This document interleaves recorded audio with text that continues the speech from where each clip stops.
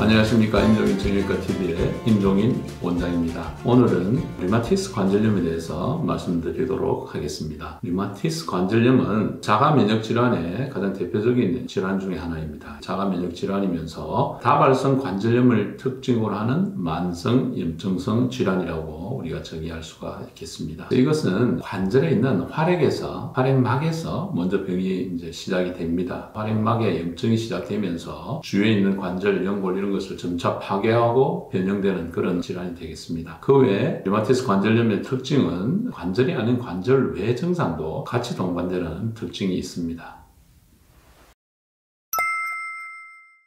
자가면역질환이라는 것은 면역세포가 너무 활발하게 활동하는 것을 말합니다. 자기 자신의 몸의 조직을 외부의 적으로 인식하는 그런 경우가 되겠는데요. 류마티스 관절염이 대표적이고 그 외에 강직성 척추염, 루푸스, 배쇄병 다양한 질환들이 여기에 속해 있습니다.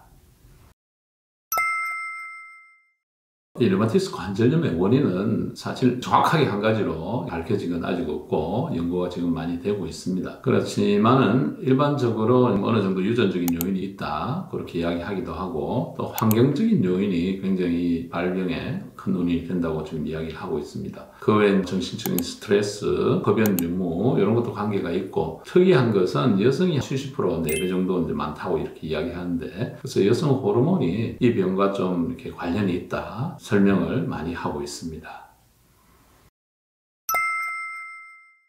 증상에 대해서 말씀을 드리겠습니다. 증상은 크게 세 가지로 나눌 수가 있습니다. 전구 증상이라서 초기에 나타나는 증상, 그 다음에 관절에 나타나는 관절 증상, 그 다음에 관절 바깥에 동반되는 관절 외 증상으로 나눌 수가 있습니다. 이 전구 증상은 사실 좀 애매합니다. 우리가 다른 병에서도 느끼는 그런 일반적인 증상이기 때문에 전구 증상들은 애매하다고 볼 수가 있죠. 그래서 전신 쇠약감이라든지 피로감이라든지 입이 피로해서 흔다든지 좀 눈이 좀 뻑뻑하게 불편하다든지 체중이 감소되고 식욕이 없다든지 하는 이런 일반적인 증상이기 때문에 이 전구 증상 시기의 초기에는 발견하기가 쉽지 않고 류마티스 관절염을 생각하기가 쉽지가 않습니다. 그래서 이 치료 기간을 좀 늦출 수도 있다는 것이죠. 그 다음에 관절 증상은 병이 조금 진행이 되면서 관절을 침범할 때 관절 자체를 싸고 있는 활액막에 먼저 침범을 한다고 그랬습니다. 활액막 염증이 생기면서 점차 진행하면서 관절에 통증도 생기고 부종도 생기고 열감도 있고 초음파 해보면 안에 물도 차 있고 이런 관절로 인한 증상들이 몸의 여러 관절에서 다 나타납니다. 전형적으로 손가락, 그 다음에 손목 관절도 있고 무릎이나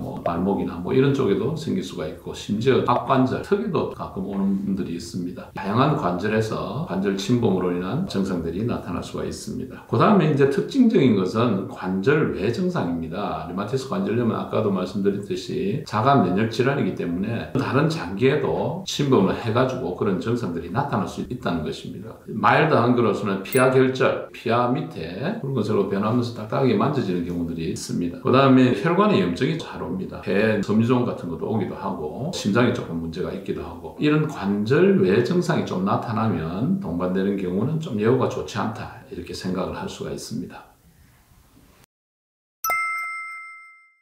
류마티스 관절염의 진단은 우리가 임상적인 양상과 혈청학적 검사, 증상의 기간, 방사선학적인 징후 같은 거 이런 것을 좀 종합해서 점수화해서 류마티스 관절염을 진단하게 됩니다. 어떤 검사 결과를 하나만 딱 보고 이 검사가 나오면 이거 류마티스 관절염이다 이런 것이 아닙니다. 여러 가지를 종합해서 임상적인 관절 침범 양상이 어떤지 안 그러면 혈청 검사상의 염증 소견, ESR, CRP 특히 요즘은 항CCP 항체라는 특별한 검사가 있습니다. 그런 검사 수치, 그 다음에 증상 기간이 한 6주 이상 계속 지속되는지 이런 것들을 점수화해서 류마티스 관절염을 진단하게 됩니다.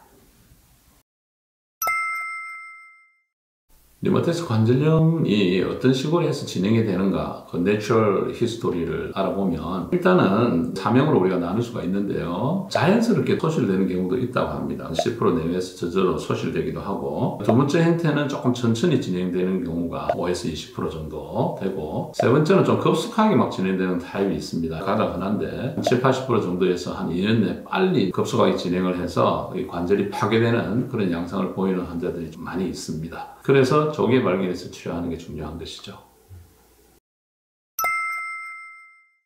류마티스 관절염의 치료의 가장 중요한 점은 조기 치료를 해야 된다는 것입니다. 어떤 선생님이 이렇게 말씀을 하시는 걸 들었습니다. 이거는 산불 진압과 같다. 그래서 불씨가 작을 때 빨리 조기 진압해야 큰 불이 나서 이게 숲 전체를 망가뜨리는 이런 것을 방지할 수 있다고 이렇게 설명하시는 분이 있습니다. 처음에 말씀드렸듯이 전구 증상이 있을 때 그때 우리가 진짜 정말 발견한다면 관절 병응도 막을 수 있고 파기도 막을 수 있고 우리가 조절을 잘 할 수 있는 것이죠. 일단은 전구 증상을 보이는 마일드한 그런 경우에 빨리 환자를 발견하는 게 중요한데 환자들이 사실은 뭐 그런 경우는 또 병원에 잘 오지를 않고 병원에서도 류마티스 관절염에 대해서는 또 깊이 생각을 안 하고 단순하게 뭐 염자나 다른 피로, 체중 감소 이런 데 뭐 좀 포커스를 맞춰서 간단하게 치료를 하다 보면 치료 시기를 놓칠 수가 있습니다. 혹시 뭐 조금 의심이 된다면 여러 가지 검사 또는 자세한 문진 같은 게 필요하다고 생각을 합니다. 치료에 대해서는 여러 가지 방법들이 있습니다. 크게 나누면 일반적인 약물 치료, 수술적인 치료 두 가지로 나눌 수가 있죠. 류마티스 관절염의 주 치료는 약물 치료입니다. 전구 증상처럼 이렇게 마일드한 경우에 빨리 발견해서 우리가 약물 치료를 할 수 있다면 제일 좋은 것이죠. 그 약물 치료에 이제 일반적인 약물들은 류마티스 내과에서 선생님들이 설명을 잘 드리겠지만 비스테로이드성 염증성 약물을 좀 쓰기도 하고 그다음에 스테로이드 제제도 많이 씁니다. 가장 지구상에서 강한 소염작용을 하는 약물이죠. 그 다음에 항류마티스 약제, 그 다음에 뭐 이렇게 요즘은 이렇게 생물학적 제제라고 그럽니다. 염증을 확 일으키는 여러 가지 TNF라든지 인터루킨 같은 여러 가지 이런 물질을 생물학적 제제로 컨트롤하는 시도가 많이 있다는 것을 여러분께 말씀드립니다. 그 다음에 중요한 것은 적절하게 류마티스 내과나 정형외과 등을 방문해서 잘 컨트롤을 해서 환자가 적절하게 약물을 드시면서 평생 조절을 한다 하는 개념으로 가셔야 됩니다. 그 약물을 좀 먹고 이걸 빨리 끊어버리고 염증이 좀 진행되도록 놔두면 걷잡을 수 없이 나중에 좀 힘들어지니까 의사 선생님하고 잘 보조를 맞춰서 꾸준하게 조절을 하시면 충분히 정상적인 생활이 가능한 병이라고 이렇게 말씀을 드립니다. 수술적 치료는 결국은 이제 뭐 약물 치료로 조절이 안 되고 심하게 진행되는 경우가 되겠죠. 그래서 이 수술적인 치료는 우리 정형외과에서 담당을 하는데 간단하게 뭐 이렇게 활액막에서 계속 물이 찬다든지 염증이 있을 경우 큰 관절들은 우리 관절 내시경으로 해서 활액막 절제술 같은 거를 해서 좀 도움을 줄 수가 있고 그 외에 이제 다른 변형이 생겼을 때 그 변형을 교정한다든지 안 그런 관절이 너무 파괴가 되어서 기능을 못할 때는 인공관절 치환술을 해볼 수가 있겠습니다.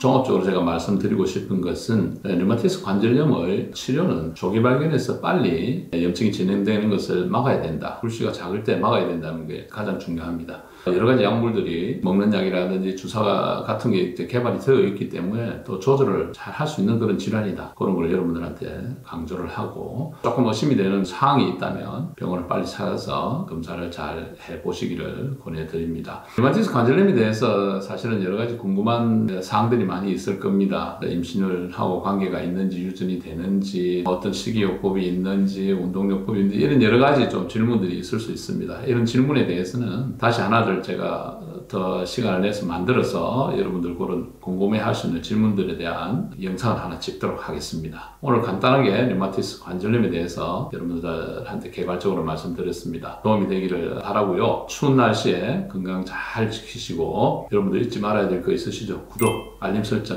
잊지 마시고 또 주위에도 좀 알려주셔서 제가 하는 이런 콘텐츠를 계속 이렇게 듣다 보면 여러 가지 질환들에 대해서 여러분들이 지식도 깊어지고 예방할 수 있는 이런 좋은 그런 영상이 될 것이라 생각합니다. 여러분 다음 기회에 또 다시 뵙도록 하겠습니다. 감사합니다.